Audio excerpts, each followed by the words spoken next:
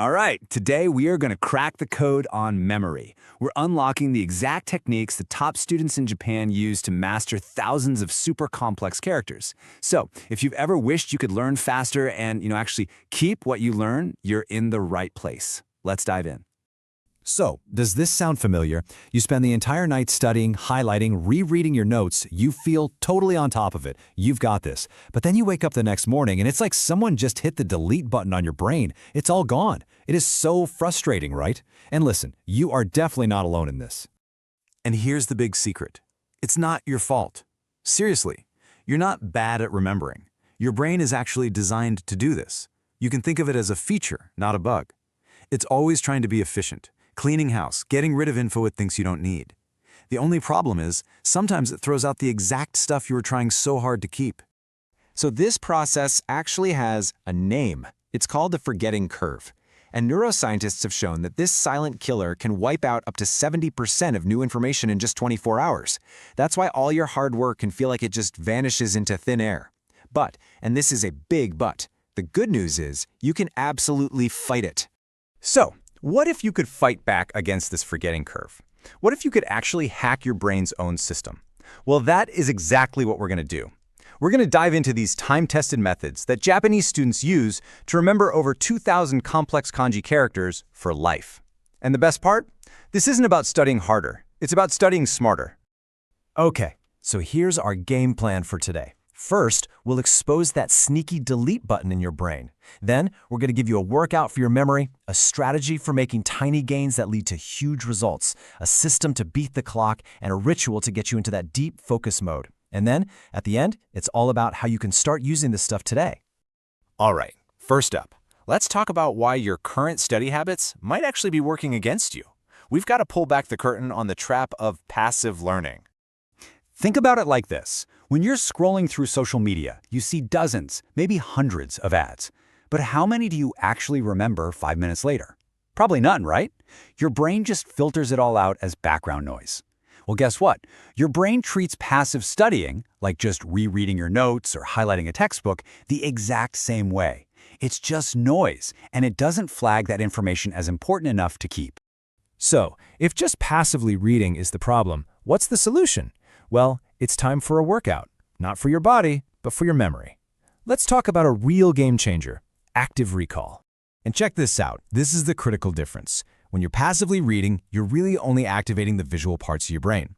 But when you actively recall information, you're firing up your hippocampus, that's the memory center of your brain. You're not just seeing the information, you're forcing your brain to rebuild it, which makes the memory so much stronger.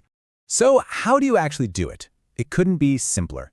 You study a topic for a bit, then you close the book, and then on a completely blank piece of paper, you write down everything you can possibly remember.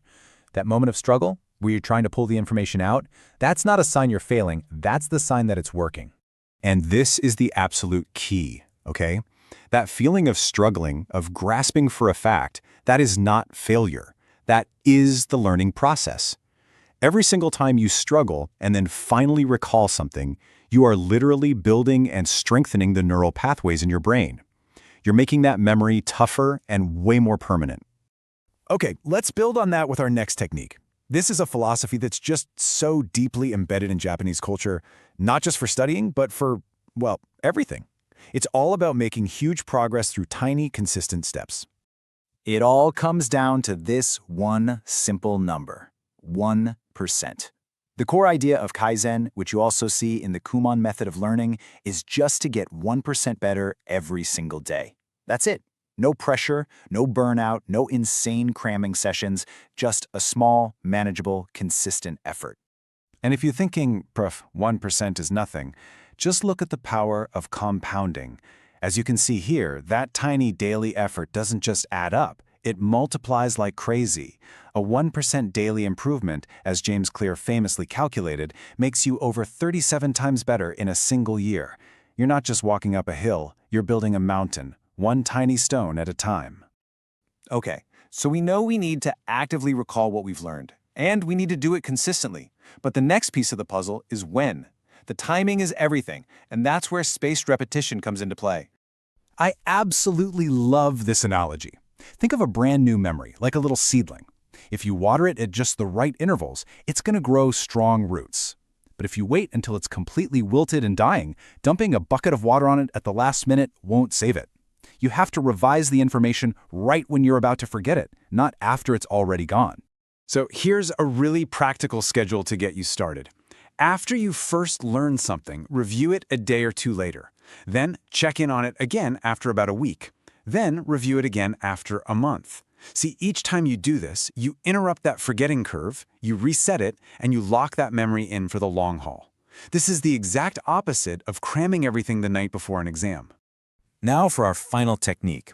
This one isn't about what you learn, but how you learn it. It's all about creating the right mental environment for deep focus, a concept in Japan known as Zen-kajo, a state of total, complete concentration. Your brain loves signals. It loves cues, and you can actually train it to switch into focus mode just by creating a few small rituals. These little habits tell your brain, okay, pay attention. What's about to happen is important. Maybe it's always studying at the same desk, or using one specific pen just for your notes, or even playing the same soft instrumental music. These cues make the information feel significant, and your brain is way less likely to just delete something it thinks is important. Okay, so we've covered the science, we've gone over the strategies, we've seen why we forget and how to fight back, but listen, all this knowledge is just potential. It doesn't become real power until you use it. So now, the focus shifts entirely to you. Just think about the last time you got really good at a video game. Did you do it by reading the instruction manual or just watching someone else play on YouTube? No way! You picked up the controller, you played, you failed. A lot. You learned from those mistakes, you changed your strategy, and you got better and better with every single try. Real learning works the exact same way. The people who truly excel at anything, the top 1%, they don't just passively listen to information and then move on to the next thing.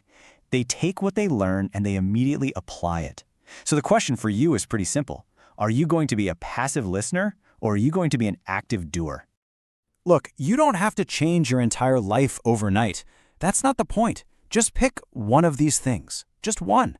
Maybe it's active recall, or the 1% rule, or creating a little focus ritual. Just try it today, because the path to mastering your memory isn't about some giant leap.